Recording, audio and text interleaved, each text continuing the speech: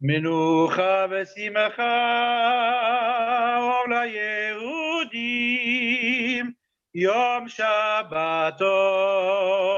יום מחמדים, שומרה וזוכה ואימה מעידים, כי לשישה כל ברואים ועומדים, שמי שמיים,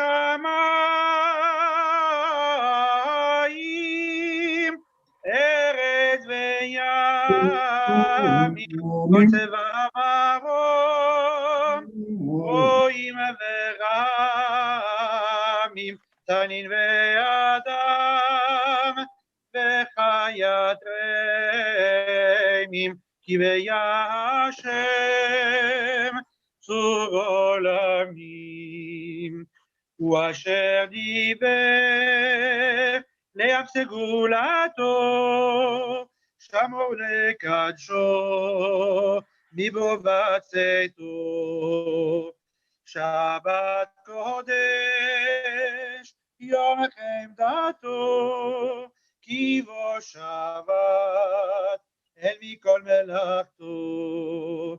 שמי שמיים, ארץ וימים, כל צבא מרום, גבוהים ורמים, תנין ואדם, וחיית רעים, כי בהשם צור עולמים. במצוות שבת אין יכל יצח, קום קרא אליו יקיש לאמצח. נשמת כל חי וגם נר יצח, אכול בשמחה כי כבר רצח. שמי שמיים,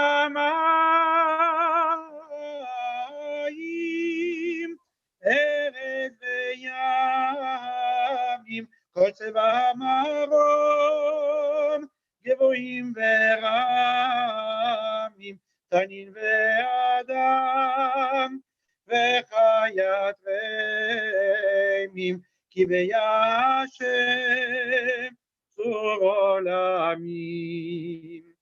במשנה לחם וקידוש רבה, ברוב מטעמים ורוח נדיבה, יזכו לרב טוב המתענגים בה, בביאת גואל לחיי העולם הבא. שמי שמיים, ארץ וימים, כל צבא מרום, גבוהים ורמים, תנין ואדם, וחיית רעים, כי בהשם צור עולמים.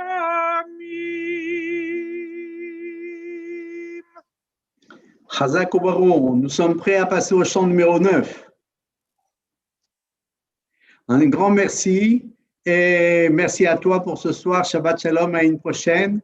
On reçoit maintenant le Rav Eli Kling. Si le Rav Eli Kling est en ligne. Oui, absolument, absolument. Voilà, Rav, je n'ai peut-être pas besoin de vous présenter trop, si c'est de dire que vous êtes le directeur de Chemdat Darom. Oui, enfin, la section francophone de Chemdat Darom. Non, pour pas, je ne me suis pas trompé, c'est bon. Et voilà. C'est de la section francophone de Chemdat Darom. D'accord, la section française.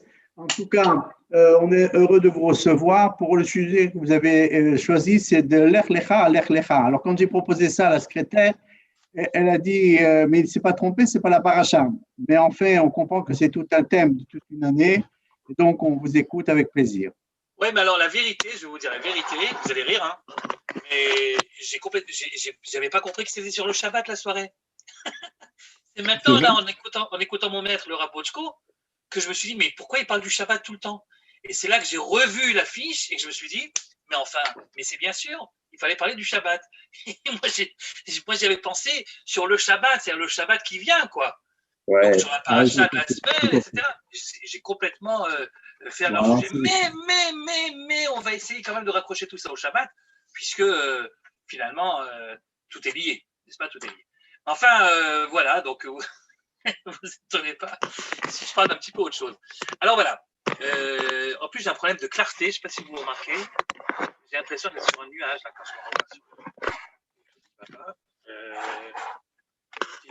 Dites-moi, est-ce que ça va mieux? Non, comme ça va pas mieux. Est-ce que ça va mieux comme ça? Attendez. Non, ça va pas mieux non plus. Ah, mais non. Bon. Bah, écoutez, on va garder ça comme ça. Alors, voilà.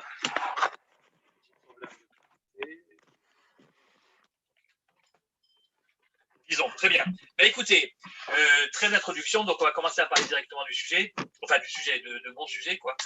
Et ce que je voulais vous dire, c'est que cette paracha qu'on va lire maintenant, c'est une paracha qui, moi, m'a toujours posé un grand problème, à la fois quand je l'étudie, à la fois quand je l'enseigne.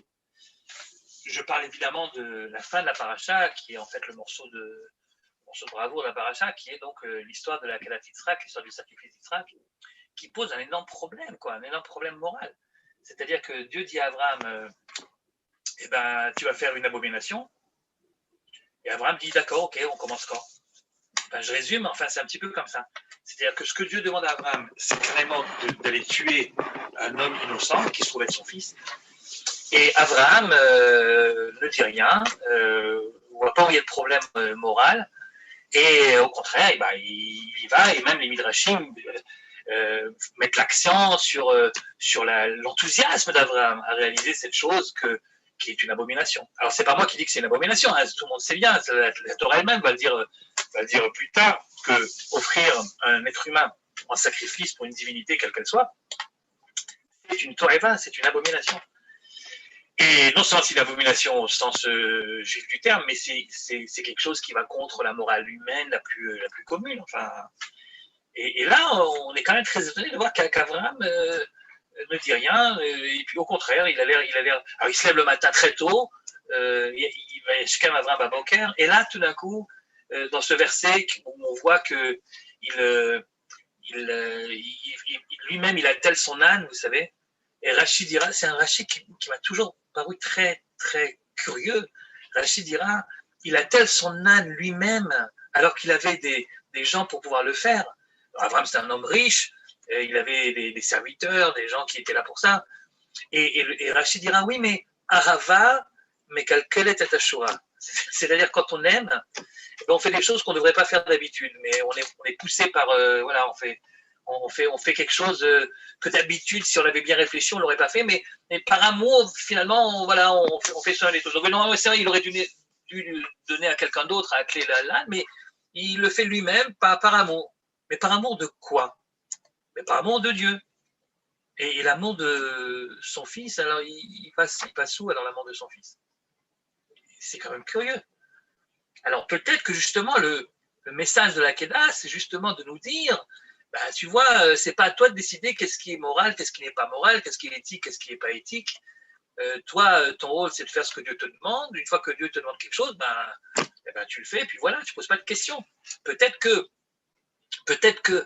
le message de la Kedat Yitzhak, le sacrifice d'Yitzhak, c'est précisément de nous dire, c'est pas à toi de décider qu'est-ce qui est bien, qu'est-ce qui n'est pas bien.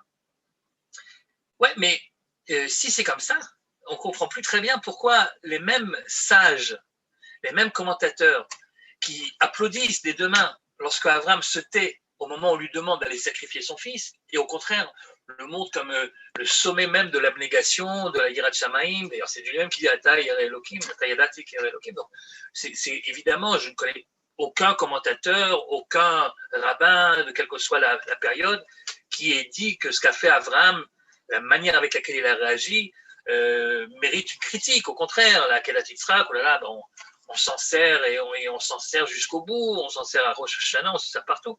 Alors peut-être qu'en effet, c'est ça le message. Le message, c'est quand Dieu te dit de faire une abomination, tu dois la faire et tu te tais parce que c'est pas à toi de décider qu'est-ce qui est bien, qu'est-ce qui est pas bien. Ouais, mais seulement quelques chapitres précédemment, lorsque Dieu dit je vais faire quelque chose qui semble à Abraham pas très éthique, pas très moral, le même Abraham se bat et négocie pied à pied. Ah non, je parle évidemment de la destruction de Sodome. Dieu dit je vais aller détruire Sodome. Et Abraham dit mais tu peux pas faire ça. Avtispé tzadik im racha, est-ce que tu vas oser tuer le tzaddik avec le rachat? Ashofet kol haaretz lo yaseh mishpat. Vous vous rendez compte cette phrase, ça n'aurait pas été Abraham, on aurait dit, c'est quand même un petit peu exagéré. Ashofet kol haaretz lo yaseh mishpat. Est-ce que celui qui est le juge du monde commettrait-il une injustice? C'est même pas qu'Abraham demande, dis-moi, il me semble que c'est pas très juste, peut-être tu m'expliques en quoi c'est juste. Non, Abraham dit c'est une injustice et ça ne te va pas. Khalil alecha, c'est un chilul à toi, c'est un chilul Hashem, tu peux pas faire ça. Tu peux pas faire ça. Et les mêmes rabbins qui applaudissent au silence d'Abraham de la Hakeda, les mêmes rabbins applaudissent également lorsque Abraham se bat pour éviter ce qui lui semble être quelque chose de pas bien, de pas moral, Et alors, du coup, le lecteur que je suis est perdu, quoi. Alors, quand Dieu nous présente un projet ou est en face de quelque chose qui ne nous semble pas éthique, qui ne semble pas correspondre à notre morale élémentaire humaine, quelle est notre attitude alors qu'on devrait avoir? Parce que la Torah, elle ne te raconte pas des histoires uniquement pour te raconter une histoire passée, elle est là pour te donner un message. Alors, c'est quoi le message? C'est quoi le message? C'est qu'il faut se révolter quand on pense qu'il y a quelque chose qui n'est pas normal, ou bien au contraire qu'il faut se taire? Est-ce que c'est le Avram de Sodome qui est notre modèle, l'Avram qui discute, qui dit ah non, surtout pas, ou le Avram de la Hakeda qui lui se tait et accepte tout ce qu'on lui dit, bien que ça soit quelque chose d'horrible? C'est une question qui est très très troublante. Alors vous allez me dire, oui, il y a une grande différence entre les deux cas, c'est pas pareil. Dans le cas de Sodome, Avram ne reçoit pas une mitzvah, il ne reçoit pas une obligation. C'est Dieu qui le prévient qu'il va faire quelque chose et Avram réagit devant le plan divin qui lui semble pas normal. Là, il a le droit. Mais dans l'histoire de la Hakeda, c'est différent puisque Avram reçoit un ordre. Et quand on reçoit un ordre, on se tait. Quand on reçoit un ordre, on l'exécute et on ne dit rien. Bon, si ce distinguo qui est vrai, qui est juste, si cette différence entre les deux situations vous convient, vous satisfait, ben, tant mieux. Moi, personnellement, malgré tout, malgré le fait qu'en effet, formellement, il ne s'agit pas de la même chose, une mitzvah d'un côté, un projet de l'autre, malgré tout, la différence énorme d'attitude d'Abraham, la révolte spontanée qu'il a quand on va détruire des gens de Sodome, et le silence qu'il a quand il s'agit de son propre fils, ça me semble... Le fossé est trop important, vous voyez, le fossé est trop grand. Et ça demande une explication, un début d'explication. Moi, j'ai toujours dû, encore jusqu'à aujourd'hui, hein, parce que je n'ai pas la prétention de répondre à la question que je viens de poser, en fait. J'ai posé une question, mais je ne suis pas sûr de pouvoir y répondre. Je ne suis pas sûr qu'à la fin de la soirée, vous aurez une réponse. Mais enfin, comme disait mon maître, le cousin du Rav Wojko, le Rav Weingart, déjà, tu as posé une bonne question, tu ne voudrais pas non plus avoir une bonne réponse. C'est-à-dire que l'essentiel, finalement, c'est peut-être pas toujours donner une réponse, quelquefois c'est poser des questions. Bon, enfin, on va quand même essayer de donner un début de réponse, mais c'est vrai que c'est une question qui me préoccupe énormément. Ouais, et puis, vous comprenez bien, il ne s'agit pas seulement de la Hakeda ou de Sodome, il s'agit de notre réaction face à ce qui nous semble être des actions divines ou des laissés-faire de Dieu qui nous semblent... enfin, voilà. Si on était à sa place, on aurait quand même réagi, vous voyez.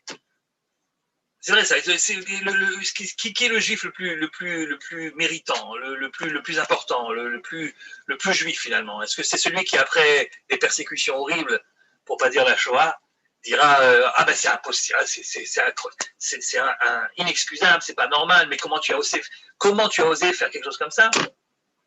Celui qui se révolte, ou bien celui qui dit bah, si Dieu a laissé faire, c'est qu'il sait ce qu'il fait, etc., continuons comme si de rien n'était. Quel est le juif le plus méritant? Celui qui pose des questions ou celui qui accepte le din?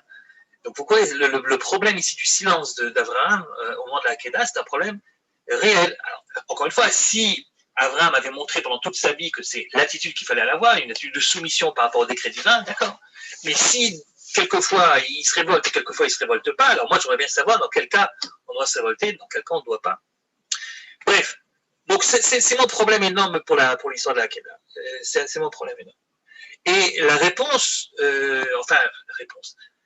le début de réponse, on va dire. À mon avis, il faut travailler encore dans cette direction-là. Mais enfin, le début de réponse, ça serait peut-être de replacer la Hakeda dans son contexte. Et en effet, le verset nous y prête, puisque, comme vous le savez, le chapitre 22, qui est le chapitre de la Hakeda, il commence par ces 4 mots, Vaï, Achar, Hadevarim, Haele. C'est-à-dire que ce que je vais te dire maintenant, donc le sacrifice d'Yitzhak, la Hakeda, eh bien, ça s'est passé avant ce qui précède. Or, la Torah, contrairement à ce que les gens pensent, est un livre qui respecte énormément la chronologie.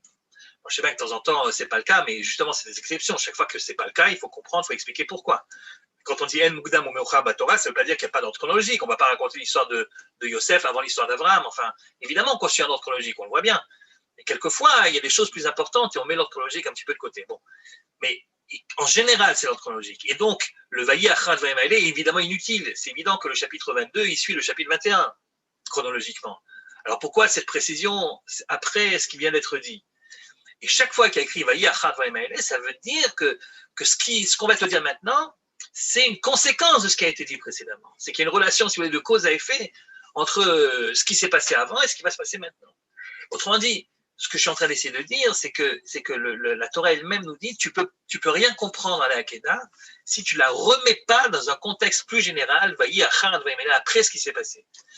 Maintenant, après les Dvarim Haele en question, c'est les choses qui sont passées, qu'est-ce que c'est? Est-ce que c'est ce qui s'est passé immédiatement avant, c'est-à-dire le chapitre 21 en l'occurrence, ou même la fin du chapitre 21 peut-être, qui est en fait une histoire entre Avimelech, le roi des Plishtim, et Abraham, une sorte d'alliance qui a été traitée à ce moment-là, ou bien Vaï Achad Vaïm Haele, c'est beaucoup plus large. C'est après tout ce qu'on vient de dire sur Abraham depuis le chapitre 12, depuis Lech Lecha, et jusqu'au chapitre 22, les 10 premiers chapitres d'Abraham, du 12 au 22, de ce que j'ai appelé de Lech Lecha à Lech Lecha, puisque finalement cette expression Lech Lecha est une expression qui n'arrive que 2 fois dans tout le Tanakh, 2 fois dans tout le Tanakh, et les 2 fois à propos d'Abraham, la première fois au chapitre 12, Lech Lecha, quitte ton pays, etc., vers le pays que je t'indiquerai, et la deuxième fois, ici pour la Hakeda, puisque si vous regardez le pasuk suivant, Vayomer Karta Jarata, Velech Lecha, El Eretz Amoria. Donc Dieu lui dit encore une deuxième fois Lech Lecha, comme il avait dit la première fois. Le deuxième Lech Lecha est un écho au premier Lech Lecha. En tout cas, on va revenir sur ce détail qui n'est pas un détail, qui en fait est quelque chose de très important. Vous avez compris, c'est-à-dire que le premier Lech Lecha, on demande à Abraham de se couper de son passé. Lech Lecha, Me'artzecha, Me'moledecha, Me'betavicha. C'est-à-dire coupe les liens avec tout ce qui a fait de toi ce que tu es maintenant, c'est-à-dire avec ton passé. Et là, finalement, il s'agit aussi de couper des liens. Mais il s'agit de couper des liens avec ton avenir. Puisque, Valou Sham Leola, tu vas m'offrir ton fils en Ola, en Korban. Ouais. Donc, évidemment, il y a ici une sorte de réponse, d'écho. Le deuxième Lech Lecha répond au premier. De la même façon que je t'ai demandé de couper ton lien avec le passé, maintenant je te demande de couper ton lien avec le futur. On va revenir sur cette notion qui est très importante pour comprendre le silence d'Abraham. Mais avant ça, essayons de replacer les choses dans le contexte. Pour aller très rapidement, parce que je sais bien que je suis à la fin de la soirée, vous avez commencé il y a déjà longtemps et que vous êtes peut-être un petit peu, pas fatigué, mais disons, voilà quoi, on peut exagérer, surtout par Zoom, c'est toujours un peu compliqué. Alors on va essayer de faire ça très, très court. Attention, court mais intense, donc ouais, quand même. Donc, c'est quoi le contexte? Il semblerait qu'il y ait un malentendu terrible, énorme, entre Dieu et Abraham, et pas sur un petit sujet, mais sur le sujet des sujets, c'est-à-dire sur les raisons de son élection. Pourquoi en 2 mots? Pour quel motif, pour quelle raison, pour quel but Dieu a-t-il choisi Abraham? Qu'est-ce qu'il attend vraiment de lui? Et ce que je vous propose comme clé de lecture, c'est de dire que le malentendu, c'est qu'Abraham pensait qu'il a été choisi pour, comme on disait chrétien, pour répandre la bonne parole. C'est-à-dire, il a trouvé, ou il a retrouvé, si vous voulez, le monothéisme d'origine, il a retrouvé l'idée qu'il n'y a qu'un seul Dieu qui a créé l'univers tout entier, et sa mission sur Terre, c'est essayer de convaincre le plus de gens possible pour essayer de remonter le courant, de faire en sorte que de même qu'on est passé d'une humanité monothéiste il y a des siècles et des siècles, à l'époque de Noach ou à l'époque d'Adam, et que ça s'est finalement dégénéré en polythéisme et en idolâtrie, eh bien, il s'agit de remonter le courant, et donc, ben, j'ai convaincu celui-là, j'ai convaincu celui-là, j'ai convaincu celui-là. Et Abraham est persuadé qu'il a été choisi pour ça, et c'est pour ça qu'il fait déjà à Haran, avant même d'avoir reçu l'ordre de l'Ech Lecha, déjà quand il est à Haran, il fait des nefashot, ça va être un nefesh, bon, le mot convertir n'est pas approprié, bien sûr, puisqu'il n'y a pas encore de religion juive, donc on ne se convertit pas, mais enfin, il essaye d'expliquer aux gens qu'ils se trompent. C'est tous les midrashim que nous connaissons bien sur comment est-ce qu'il est arrivé à convaincre les gens, etc. Donc, il fait des nefashot. Comme Sarah fait également des nefashot. Sarah aussi, elle fait ça avec les dames, etc. Et il est persuadé que c'est ça son but. Et il comprend même pourquoi est-ce que lui, il a été choisi pour ça. Puisque lui, c'est l'homme du chesed. Puisque lui, c'est l'homme de l'amour, l'amour gratuit, l'amour de tout le monde. Évidemment, tu ne peux pas influencer quelqu'un si tu ne l'aimes pas. Si tu ne peux pas être éducateur, tu peux être prof si tu n'aimes pas tes élèves. Enfin, tu peux, il y en a, je connais. Mais ça ne marche pas, quoi. C'est raté. Évidemment, pour pouvoir influencer quelqu'un, il faut d'abord que la personne en question, elle sente bien que tu éprouves pour elle des sentiments réels, profonds. Et Abraham, lui, il n'a même pas besoin de faire d'efforts pour ça. Il est tout entier chesed. Il aime réellement tout le monde. Et donc, il comprend très bien Abraham. Bien sûr, moi, j'ai été choisi pour ça, parce que moi, je suis le mieux à même de le faire, puisque j'aime tout le monde. Et donc, je peux évidemment convaincre tout le monde. Et c'est là qu'il y a le grand malentendu. C'est pas pour ça qu'Abraham a été choisi. Non, c'était pas pour ça. S'il avait été choisi pour ça, ça aurait été finalement un grand échec, l'aventure d'Abraham. Parce que toutes ces néfashot qu'il a fait à Haran et ailleurs, il y en a Eretz Canaan après, elles sont devenues quoi combien il y a eu, à part Abraham, de gens qui réellement ont créé des écoles de monothéisme autour d'eux, etc. Bon, il y en a eu quelques-uns, ouais. Abraham n'était pas le seul, mais enfin quand même, si c'était ça, la mission d'Abraham, elle n'a pas réellement réussi dans l'histoire. Et alors, la mission, en fait, la vraie mission qu'Abraham reçoit, c'est ce que Dieu s'évertue à lui dire depuis le début. Mais Abraham on n'a pas l'impression qu'il a compris, c'est qu'il a été choisi, non pas pour répandre la bonne parole à l'humanité tout entière, donc pour faire, si vous voulez, une sorte d'universalisme autour du monothéisme, mais, j'allais dire au contraire, pour être le père de la nation juive. C'est-à-dire que Dieu a décidé de changer les règles du jeu. Jusqu'à présent, pendant les 2 premiers millénaires, si vous voulez, il a donné à l'humanité la possibilité, en tant qu'humanité, de répondre oui à l'injonction divine de la morale, de la justice, etc. Ça n'a pas marché. Ça n'a pas marché le Maboul, le déluge, ça n'a pas marché la tour de Babel. Il change les règles du jeu. Eh bien, si c'est comme ça, on va un petit peu aider l'humanité. Et pour ça, on va créer une nation qui est une nation phare, une nation particulière qui, elle, a cette possibilité en régissant la société en question d'après les lois qui sont des lois de la morale et de la Torah, eh bien, finalement, les gens arriveront à comprendre. L'humanité arrivera à dire oui à Dieu, non pas par elle-même, mais grâce à une société modèle à laquelle on va donner une Torah. Et puis, Abraham a été choisi. Pourquoi Abraham? Pour toutes sortes de raisons, mais Abraham a été choisi pour être le premier père de cette nation. Tout le monde sait qu'il y en aura 3 de pères, chacun apportant sa touche particulière pour l'élaboration de cette nation qui commencera réellement d'abord par une famille de 12 enfants, 13 enfants, et ensuite, au fur et à mesure que le temps passe, ils deviendront une nation. Et vous comprenez que ces 2 fonctions de l'élection d'Abraham sont complètement différentes, pour ne pas dire opposées. Abraham, lui, pour lui, son rôle, ce n'est pas de s'occuper de son enfant ou de son petit-enfant. Son rôle, c'est de s'occuper du monde entier. Du monde entier. Alors, il fait des alliances avec des gens un petit peu douteux, qui ont l'habitude, par exemple, de tuer les femmes, les maris pour prendre les femmes. Vous voyez, c'est pas très. Mais ça le dérange pas. Il fait une alliance avec parce qu'il faut être bien avec tout le monde pour pouvoir mieux les influencer.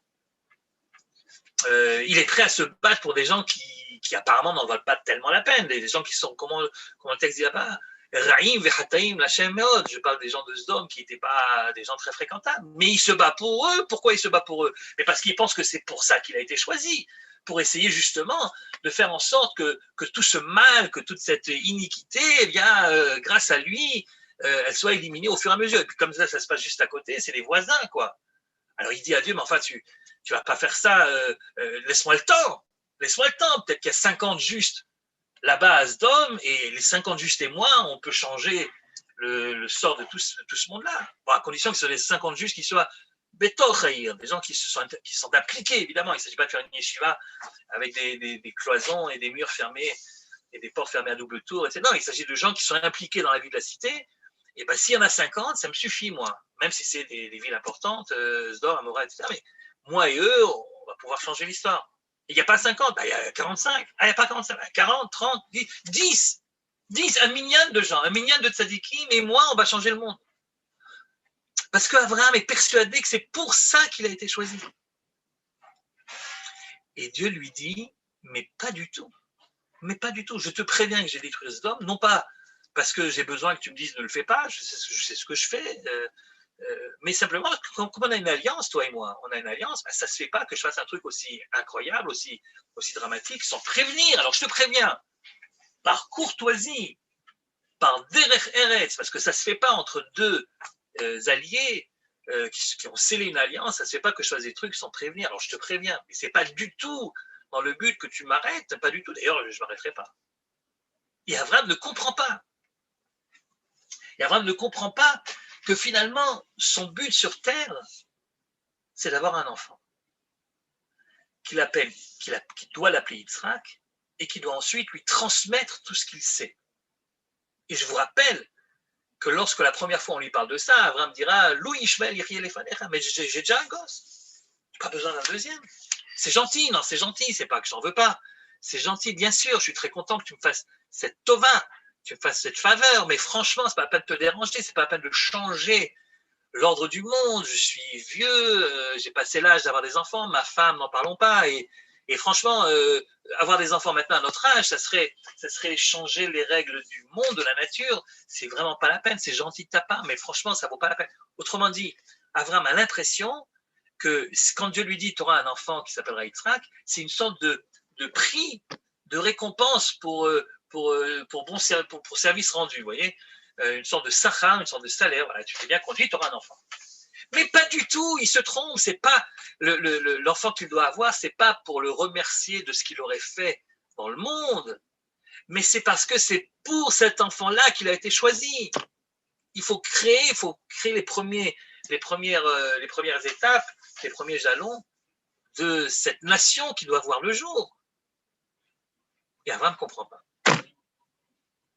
Et Abraham continue à être l'homme de l'universel sans comprendre que finalement on lui demande de créer un particularisme. Et comment voulez-vous qu'il le comprenne? Évidemment qu'il ne comprend pas. Même aujourd'hui, 3500 ans après, certains ont encore du mal à comprendre. S'il y a un seul Dieu qui a créé le monde entier, ça veut donc dire qu'il faut détruire toutes les méchitzot qui existent entre nous, toutes les barrières qui nous séparent, tous les drapeaux qui nous montrent les uns contre les autres. Quel intérêt d'avoir chacun son Dieu, puisque tous ces dieux n'existent que par la force de celui qui est au-dessus de tout cela et qui les a créés. Autrement dit, le monothéisme pur, dit Abraham de manière très logique, implique la fin des particularismes, implique une religion qui soit universelle. Dieu a créé le monde. Et voilà que Dieu essaie de lui dire, mais pas du tout. Je te demande de créer un peuple à part. Donc non seulement tu n'es pas là pour enlever les barrières entre les gens, mais tu es là pour en créer une supplémentaire, figure-toi. Mais comment voulez-vous qu'Abraham comprenne? C'est contre sa nature et c'est contre la logique. Et c'est la raison pour laquelle le texte est plein de rémazim, d'allusions, et même plus que des rémazim, que Abraham ne comprend pas. Il me semble que c'est justement le Rav Shlomo Bochko qu'on vient d'entendre, qui m'avait appris une fois, le Rav Bochko, c'est mon maître, qui m'avait appris une fois que sur le passouk, vous savez, Abraham Shav Limkomo, Abraham est retourné à sa place. C'est comme ça que se termine le marchandage pour les gens de Sodome. Peut-être qu'il y a 45, peut-être 40, 30, 20, 10, et à la fin, Dieu s'en va, il n'y a pas 10. lui dit-il. Il n'y a pas de liste d'équipe. Alors il s'en va. Et puis le passouk, bizarrement, dit et Avram est retourné à sa place. Évidemment, il est retourné à sa place. Il n'est pas resté bêtement seul là où il est. Il va retourner à la maison. Quoi. Pourquoi le verset précise Avram shav limkomo? Et c'est le Rav sur la vie qui m'avait enseigné une fois que shav limkomo, ça veut dire Avram est revenu là où il était au début. Avram shav limkomo, c'est-à-dire c'est le même Avram de la fin de la négociation. C'est le même Avram qui était au début de la négociation. Autrement dit, il n'a toujours pas compris que Dieu ne lui demande pas d'intervenir pour les gens de Sodome, ce n'est pas ça sa mission sur Terre. Mais simplement, il s'est dit, bon, ben, ça n'a pas marché cette fois-ci, ça marchera la prochaine fois. Shav Limkomo, il est resté le même. Il n'a pas encore compris qu'il n'a été choisi que pour s'occuper de son fils à venir, et non pas pour s'occuper de tout le monde entier, quoi, le monde entier. Non, mais c'est pas désobligeant. S'il veut s'occuper du monde en plus, Vakasha. Mais c'est pas sa première mission. Sa première mission, c'est de créer un peuple. Et regardez le paradoxe. Vous savez que d'après nos sages, sur les 10 épreuves d'Abraham, il n'y en a qu'une où Abraham a hésité avant de l'accomplir. Une épreuve. Toutes les autres, il les a fait rapidement, voilà. Mais il y a une épreuve où Abraham a hésité. C'est laquelle? C'est la Brit Mila. La Brit Mila pour Abraham, c'est très compliqué. Non pas parce que c'est douloureux, mais parce que Brit Mila, ça veut dire je me différencie des autres, même dans mon corps lui-même. Jusqu'à présent, j'étais différent parce que j'ai des idées différentes. Mais maintenant, je serai différent des autres réellement. Et Abraham a très peur de ça. Il demande conseil d'Imidrash à ses amis. Est-ce que vous pensez que si je le fais, ça, est-ce que les gens continueront à venir me voir? C'est son angoisse. L'angoisse d'Abraham, c'est qu'à cause de ça, les gens ne viennent plus. Et si les gens ne viennent plus, alors à quoi je sers? Et c'est la raison pour laquelle, le 3e jour de la Mila, dès qu'il est un petit peu sur pied, qu'est-ce qu'il fait? Il se met devant sa tente et il essaie de voir, de guetter qui est-ce qui va venir. Pour savoir s'il avait eu raison d'avoir cette angoisse ou pas, si les gens vont quand même arriver. Vous comprenez? Alors que finalement, c'est pas pour ça qu'il est là. Et donc, après tout ça, après tous ces essais, le paradoxe de la Mila, c'est que justement, c'est ce que je vais essayer de lui faire comprendre, c'est maintenant que tu fais la Mila que je t'appelle, non pas Avraham, mais Avraham, qui veut dire Avlehamon Goïm. C'est-à-dire que ton universalisme, finalement, il passe par le fait que tu commences par un particularisme. C'est ça que tu dois comprendre. C'est justement le fait de faire la Mila qui, finalement, permettra de se séparer des autres. Une fois que tu seras séparé des autres, une fois qu'on fera un peuple qui sera un peuple différent, à part, alors ensuite, grâce à cela, on pourra ramener les autres également. Mais pas en allant faire du porte-à-porte et essayer de prêcher la bonne parole autour de nous. Pas de prosélytisme. Et donc, Abraham ne comprend pas tout ça, il ne comprend pas jusqu'à la fin, jusqu'à la fin du chapitre 21, où en effet, il fait une alliance avec Avimelech, un bonhomme assez douteux dans ses mœurs, et il lui donne 7 brebis en signe d'alliance. C'est incroyable, 7 brebis. Regardez ce que dit le Midrash là-dessus. Avimelech lui-même, il est très très surpris d'avoir 7 brebis tout d'un coup, parce que normalement une alliance, il y en a un qui donne et l'autre qui reçoit, et puis après l'autre il donne et l'autre il reçoit. Chacun il s'engage à faire quelque chose. Mais là, pas du tout, c'est Abraham qui s'engage et l'autre qui prend. Vaïkach Abraham son Obaka, Vaïten l'Avimelech, Vaïomer Avimelech Abraham, Ma Hine Sheva Kvasot, Amarlo Akadosh Baruch. Quoi? Tu as donné 7 brebis, Atan Atata Sheva Kvasot, Bir et Soni, sans me demander. Parce qu'en fait, en faisant cette alliance, Abraham s'engage à ne pas toucher à l'intégrité territoriale de M. Avimelech pendant des générations. Lui, son fils, son petit-fils, etc. Sans me demander mon avis. Si c'est comme ça, tu devras attendre 7 générations avant de trouver ta propre souveraineté sur cette terre-là. Cette terre, elle est pour toi et tes descendants, mais vous ne pourrez être souverain que dans 7 générations. Pourquoi? Parce que tu as donné cette brebis. C'est-à-dire qu'il y a ici une très mauvaise réaction de la part de Dieu par rapport à ce que fait Abraham. On ne fait pas des alliances à n'importe quel prix avec n'importe qui. Le texte dira, et Abraham donne à Avimelech les brebis et ils font une alliance. Ben non, c'est pas comme ça. Quand on fait une alliance, c'est chacun il donne autre chose. Mais c'est pas le juif il donne au non-juif, puis comme ça l'alliance elle est faite. Ça c'est peut-être dans certaines chancelleries, dans certains ministères des Affaires extérieures, on pense que c'est comme ça que ça doit être. Le juif donne, le non-juif reçoit et l'alliance est conclue. Ben non, ben non. Et donc, le fait d'être à ce point universel, de vouloir à ce point être bien avec tout le monde pour pouvoir faire progresser une certaine idée, ça ne passe pas. Je ne vous dis pas le reste du miracle, vous avez qu'à le dire tout seul, parce qu'en plus, il est très tard, et puis je ne vois même pas la montre passer, donc voilà. Mais vous verrez que, franchement, Dieu, il est très énervé de cette affaire-là. Et juste après, qu'est-ce qu'il a écrit? Et après tout ça, la Kedah. Après tout ça, la Kedah. C'est-à-dire, et là, j'arrive au point important, Dieu dit à Abraham, ok mon vieux, tu n'arrives pas à comprendre ce que je m'évertue à te dire depuis si longtemps, que tu es là pour ton fils et pas pour le monde entier, et bien tu sais ce que tu vas faire? Tu vas aller jusqu'au bout de ton idée. Et tu vas m'offrir ton fils sur l'autel de ton universalisme.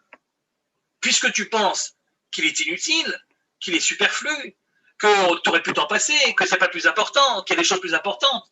Si c'est comme ça, va jusqu'au bout et tue-le-moi.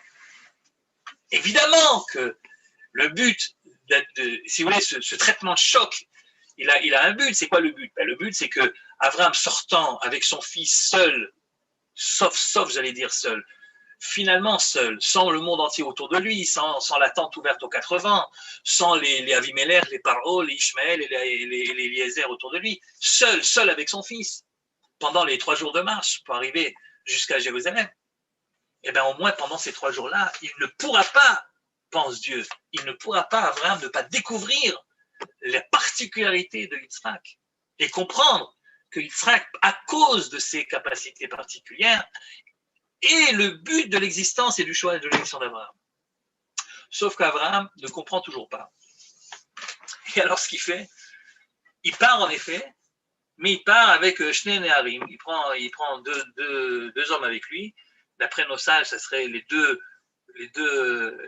héritiers potentiels. C'est-à-dire là, c'est Eliezer et l'autre, c'est Ishmaël. Mais de toute façon, il n'y a pas cette intimité que Dieu cherchait en jouant, si vous voulez, en jouant le faux. C'est-à-dire, ok, d'accord, tu penses que c'est pas important, ok, sacrifie le. Attention, j'ai pas dit que pour Abraham, c'était pas un énorme sacrifice, c'est le cas de le dire, d'aller tuer son fils. Bien sûr, il aime tout le monde et donc il aime son fils aussi. Mais le problème pour Abraham, c'est en effet de tuer quelqu'un qu'il aime, mais pas de tuer la seule personne au monde qui, comme lui, est capable d'avoir accès à la sainteté, à la Shrina. Il aime Yitzhak comme il aime Ishmaël. C'est pour ça que lorsqu'il doit renvoyer Ishmaël, ça lui fait tellement de... Il dit, je ne comprends pas.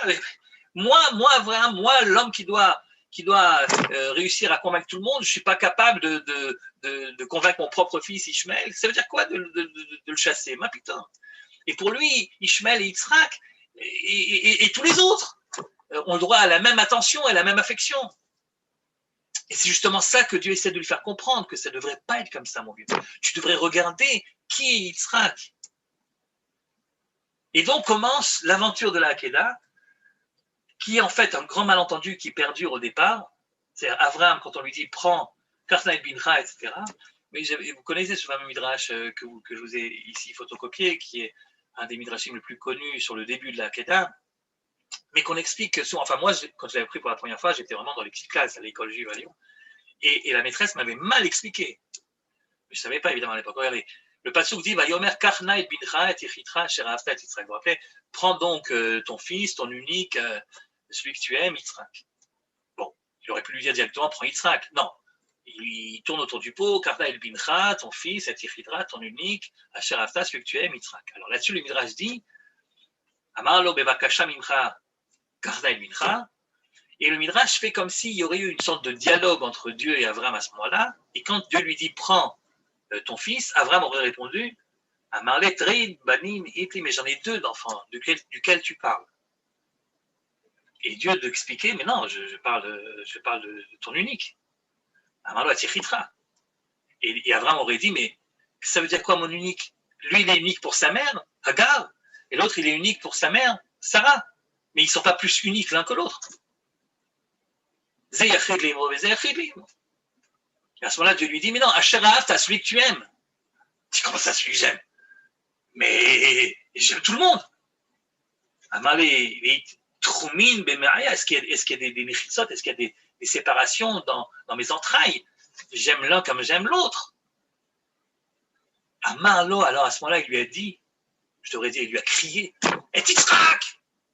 Alors quand j'ai appris ça à la petite école, la maîtresse m'avait dit, tu sais quoi, ce qui se passe ici, c'est que Avram, il savait depuis le début que c'était Yitzhak, puis il essaie de repousser les chances, quoi. Voilà. Karta et Bidra, j'en ai deux, etc. Il joue à gagner du temps.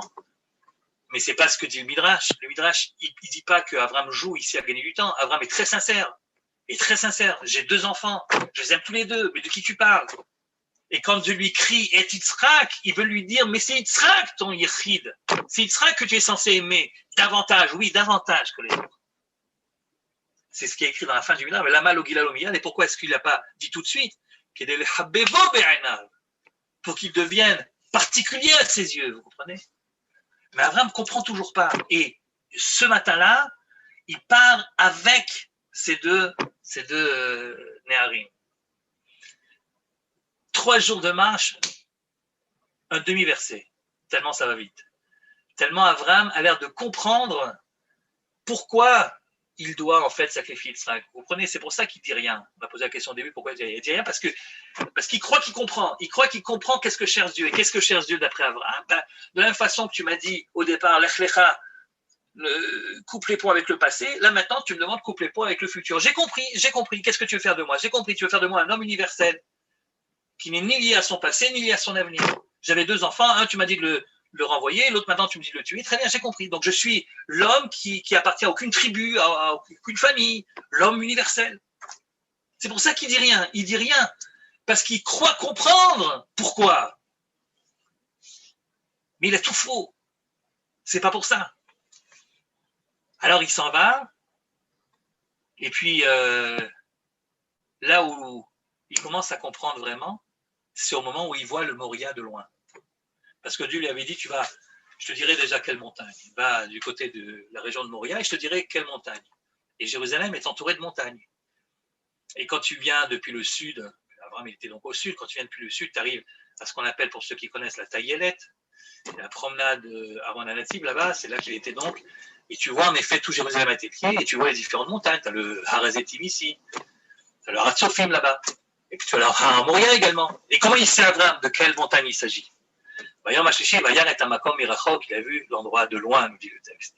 De loin, comment il a fait? Et Dieu lui a pas dit. Ma Ra'a, Ra'a Anan Kashur Bahar. Il a vu qu'il y avait une sorte de fumée, de nuée qui montait de la montagne. Cette nuée, évidemment, rappelle la nuée protectrice des enfants d'Israël sortant d'Égypte, c'est la Shekhinah.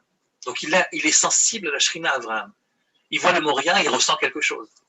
Alors il se tourne vers ses Néharim, il dit, est-ce que vous voyez ce que je vois? Dit-il avec, je suppose, une sorte d'enthousiasme dans la voix. Est-ce que vous voyez ce que je vois? Et eux, ils disent, une montagne, quoi. Une montagne. Alors il se tourne vers Yitzhak, et toi, est-ce que tu vois ce que je vois? Et Yitzhak dit oui. Et à ce moment-là, Abraham comprend qu'il a en face de lui quelqu'un de spécial. Et là, tout d'un coup, la Hakeda, elle prend une autre dimension. C'est plus le Abraham qui se précipite pour faire quelque chose parce qu'il croit que ça correspond à ce qu'il s'imagine que Dieu veut faire de lui l'être universel par excellence. Mais tout d'un coup, il se dit, mais qu'est-ce que je suis en train de faire là? Je suis en train d'enlever au monde 50% de ceux qui sont sensibles à la Gedusha, à la Shrina. Et tout d'un coup, si vous regardez le texte, on n'a pas le temps de le voir maintenant, mais si vous regardez le texte, vous voyez que on est un peu coincé par le temps dans la mesure où on va la préparation de Shabbat demain. On va arrêter, j'arrête tout de suite. Non, encore 2 minutes, 3 minutes avec joie. 3 minutes, je termine. Oui, bien sûr. Absolument. Oui, donc à ce moment-là, il comprend réellement avec qui il a affaire. Et donc, le texte nous raconte les choses avec beaucoup de détails, comme si tout se passait au ralenti maintenant. Vous voyez, c'est pas un demi-verset pour faire 3 jours de marche. Il prend le couteau, il arrive devant le misbéach, il attache. Enfin, chaque geste est important parce que ça devient très compliqué pour Abraham. Vous comprenez, ça devient très compliqué. Et au moment où il comprend de moins en moins qu'est-ce qu'il fait là et pourquoi il est là, et qu'est-ce qu'il est en train de faire, alors Dieu lui dit, maintenant tu as compris. Plus jamais, la prochaine fois que je te parlerai de ton fils, plus jamais tu me diras j'en ai 2, ou j'en ai 10, ou j'en ai 100. En fait, la Kedat Yitzhak, c'est un traitement de choc pour qu'Abraham découvre qui est son véritable fils. Et d'ailleurs, à partir du moment où il a découvert qui était Yitzhak, il ne le quittera plus. Il va s'occuper curieusement de son chidour, de son mariage. Il a 37 ans, le garçon, normalement, d'après les calculs. Et il lui dit au Moria, il lui dit, mais dis-moi, mon cher Yitzhak, quel âge tu as? Il avait 37, tu n'étais pas encore marié. Et il commence à parler de mariage au moment du Moria, d'après le texte, puisque c'est à ce moment-là qu'il entend que Rivka est née, etc. Le grand passage, le grand point important de la Kedah, c'est au moment où il est écrit, Yilchou Shneim Yachdav. Ils sont partis tous les deux ensemble dans une intimité qui n'existait pas avant. Et là, réellement, Abraham comprend quelle est sa mission. Yilchou Shneim Yachdav. Et le premier mot que Yitzhak dira à Abraham, et c'est là que je m'arrêterai, le premier mot que Yitzhak dira à Abraham, Vayomer Elav, il lui dit, Avi, Vayomer, il lui répond, Hineni Bni. Si vous regardez bien, il a donc 37 ans, à aucun moment avant, il n'est écrit que Abraham a parlé à Yitzhak ou que Yitzhak a parlé à Abraham. Aucun moment. Alors, ils sont sans doute parlé, bien sûr. Il a sans doute lui a dit est-ce que tu as bien dormi, papa? Est-ce que tu veux pas un café? Ça, oui. Mais des mots importants sur le sens de leur mission sur Terre, apparemment, ils ne l'ont pas échangé, sinon ça serait écrit. Le premier mot que Yitzhak dit à Abraham, c'est papa? Et Abraham répond je suis là, mon fils. Et là, tout d'un coup, tu t'aperçois qu'Abraham a compris quelle est sa véritable mission. Sa véritable mission, c'est d'être proche de Yitzhak. C'est d'être proche de Yitzhak et d'essayer de tout faire pour que ce Yitzhak devienne finalement le Yitzhak que nous connaissons. Et vous remarquerez qu'il ne va plus d'un endroit à un autre, il ne fait plus d'alliance à ce moment-là, il ne fait plus de guerre, etc. Il s'occupe réellement uniquement du Shidour, il s'occupe du mariage de son fils, parce que c'est ça qui devient la mission la plus importante pour lui. C'est donc ça la Kedah. Vous allez me dire, quel rapport avec le Shabbat? Le rapport avec le Shabbat, c'est que le Shabbat également, on pourrait croire que c'est universel.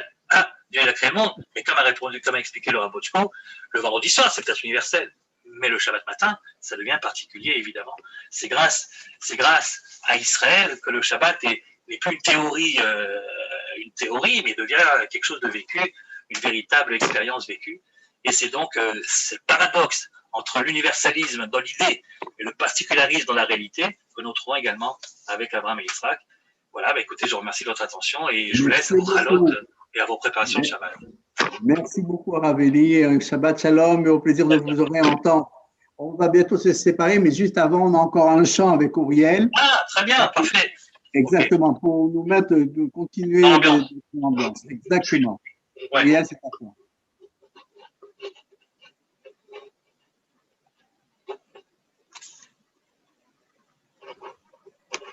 On n'entend pas encore, hein, Uriel. Il faut mettre le micro.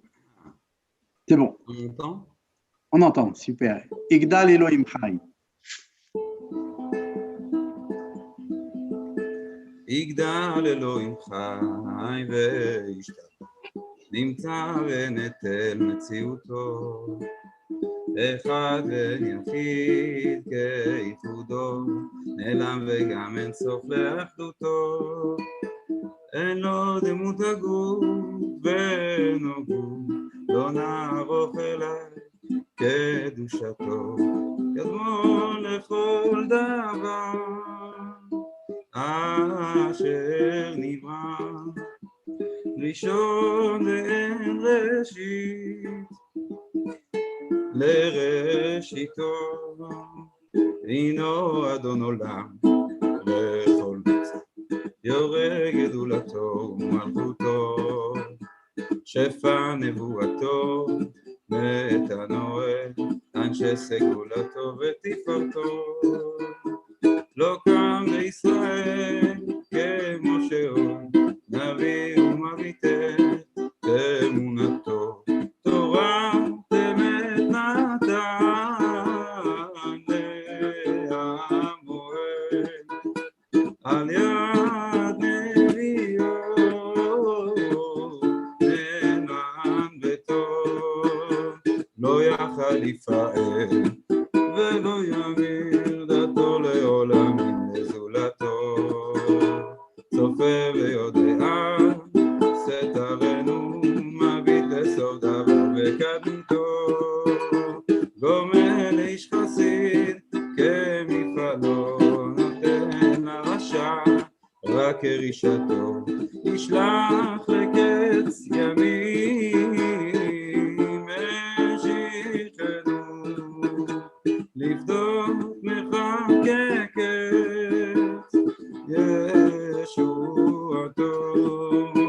מתים יחייהם ברוב חסדו ברוך הדיין שם תהילתו. Merci beaucoup, Uriel. Merci beaucoup à vous tous. Shabbat Shalom et au plaisir de se retrouver. Shabbat Shalom ou Mevora. À bientôt. Shmuel, on te rend l'antenne. Hein? Merci beaucoup. Shabbat shalom à tous. Merci beaucoup. Merci beaucoup.